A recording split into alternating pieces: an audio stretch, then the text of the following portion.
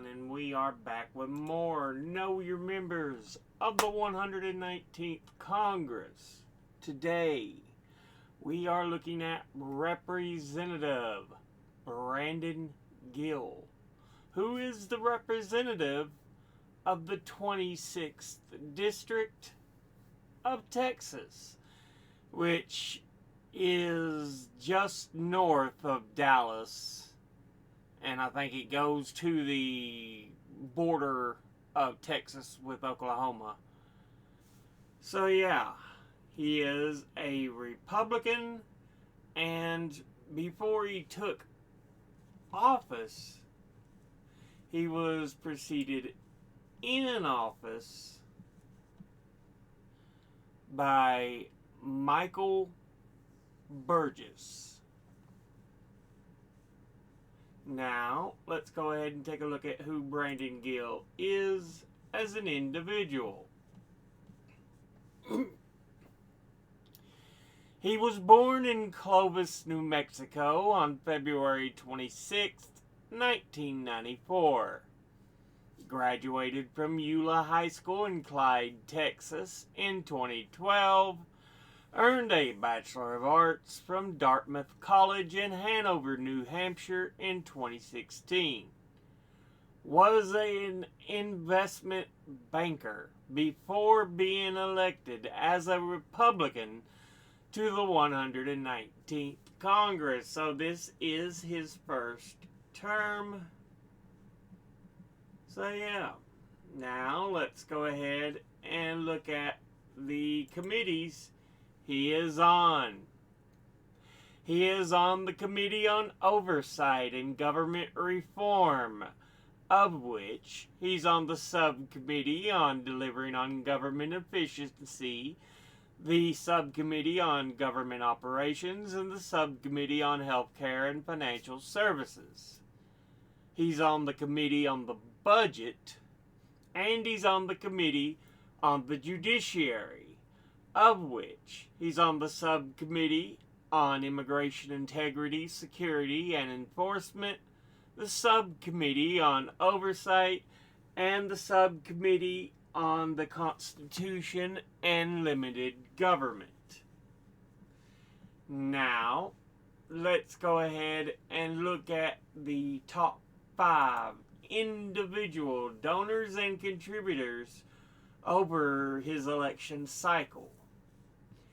At the top, number 1, we have the House Freedom Fund, which is connected to the House Freedom Caucus, and it is a congressional caucus consisting of Republican members of the United States House of Representatives, which is generally considered to be the most conservative bloc in the chamber. It was formed in January 2015 by a group of conservatives and Tea Party movement members with the aim of pushing the Republican leadership to the right.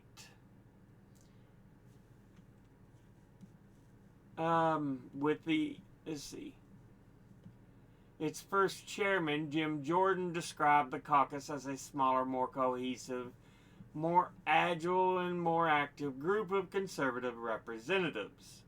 The current chairman, Andy Harris, is considered by some media to be a far-right politician due to some of his radical proposals. The caucus itself is positioned right-wing to far-right on the political spectrum and is substantially linked to values of national conservatism.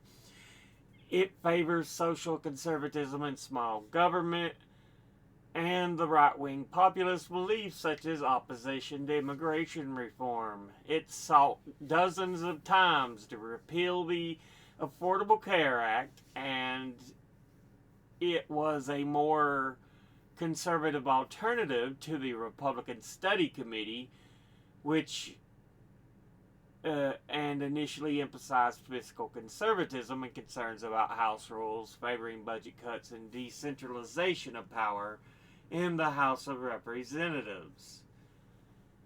They had been known for a strategy of obstructionism and defending false stories, but after the election of Donald Trump, they became what Politico described as a more populist and nationalist, but less bound by policy principles. So, yeah. Altogether, they have donated $44,175. And once again, that's the House Freedom Fund. Next, at number 2, we have Delta Airlines, which is a major airline in the U.S. headquartered in Atlanta, Georgia, operating 9 hubs, with Hartsfield Jackson Atlanta International Airport being the largest in terms of total passengers and number of departures. With its regional subsidiaries and contractors operating under the name Delta Connection, it has over 5,400 flights daily and serves 325 destinations in 52 countries on 6 continents. It was a founding member of the SkyTeam Airline Alliance, which helps to extend its global network, and it is the second oldest operating commercial airline in the U.S. after United Airlines. It ranks first in revenue and brand value among the world's largest airlines, and second by the number of passengers carried, passenger miles flown, and fleet size. It was listed 70th on the Fortune 500 list. Altogether, they have donated $19,826, and once again, that's Delta Airlines. Next, at number 3, we have Vess Oil Corporation. And they are an oil and natural gas company that specializes in acquisition, development, and exploration activities that are headquartered in Wichita, Kansas. And were established in 1979 with offices in Wichita, Kansas, Dallas, Texas, and Tulsa, Oklahoma. And it mainly focuses on oil and gas ventures. Altogether, it has donated $14,435, and once again, that's Vess Oil Corporation. Next, at number 4, we have Ashford Incorporated, and they provide investment management services offering assets and external advisory services serving customers in the United States, and are headquartered in Dallas, Texas. They work also as an asset management company, provide global asset management, investment management, and related services to real estate and hospitality sectors.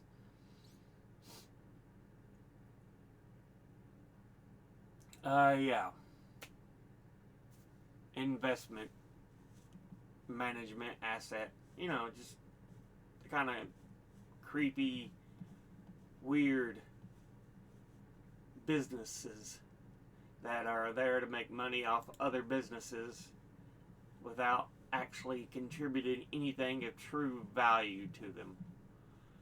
But altogether, they have donated $13,200, and once again, that's Ashford Incorporated. Finally, in 5th, we have D'Souza Media, and it's headquartered in La Jolla, California, and specializes in producing content through products, films, and books that examine political and social themes, and was founded by Dinesh D'Souza. And it pushes conservative viewpoints. Yeah.